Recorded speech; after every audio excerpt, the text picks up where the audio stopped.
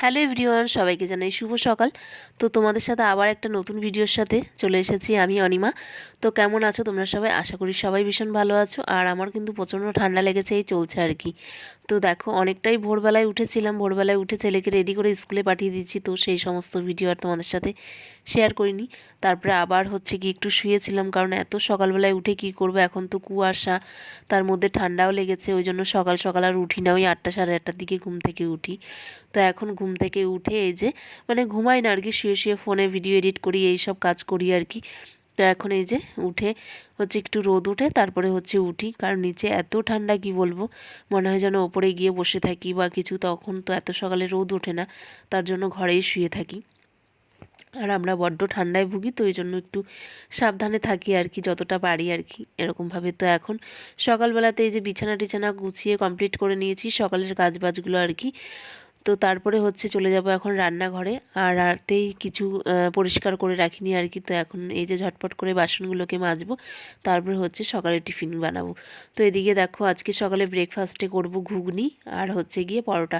তো এদিকে ঘুগনিও করা হয়ে গেছে, এদিকে পরোটারও ময়দা মেখে রেখে দিয়েছিলাম। তো এখন হচ্ছে গরম গরম সবাইকে সকালে টিফিন দেব। তো এখন বাজে হচ্ছে 9টা।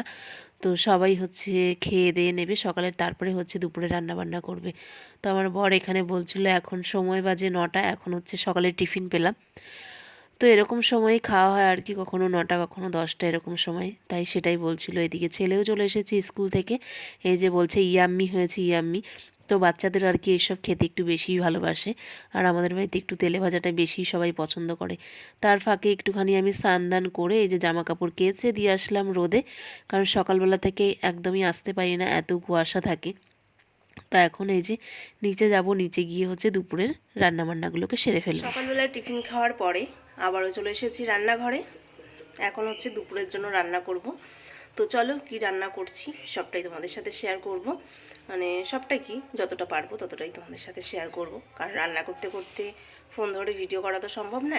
যতটুকু পারবো ততটুকু তোমাদের সাথে শেয়ার করব। চলো, তো এখানে সমস্ত কিছু কেটে একেবারে হাতের সামনে গুছিয়ে নিয়েছি, তাহলে আর রান্না করতে বেশি টাইম লাগে না। তো ঝটপট দুই দিকে কড়াই বসাবো আর ঝটপট করে রান্না হয়ে যাবে। তো চলো তার আগে দেখিয়ে দিই কী কী রান্না করব। মানে কি রান্না করছি সেটা তোমাদের পরের বলছি।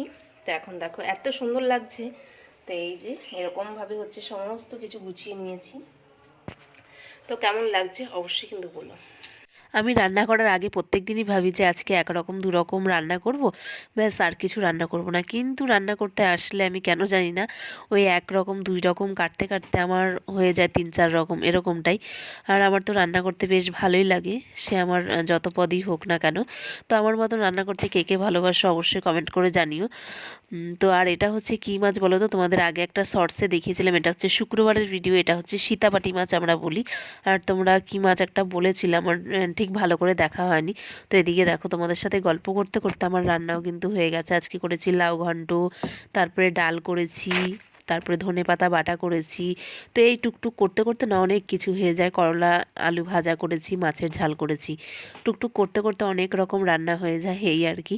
তো চলো এখন হচ্ছে গিয়ে এই যে খেতে বসেছে। আর দেখছে আমি হচ্ছে ভিডিও করছি, তাই একটুখানি স্লো মোশন হয়ে গেছিলো, যে তুমি আমার ভিডিও করে ছাড়ো আর সবাই দেখে। তো এই আর কি বলছিল, গল্প করছিলাম। তো চলো আজকের ভিডিওটা কেমন লাগলো অবশ্যই তোমরা কমেন্ট করে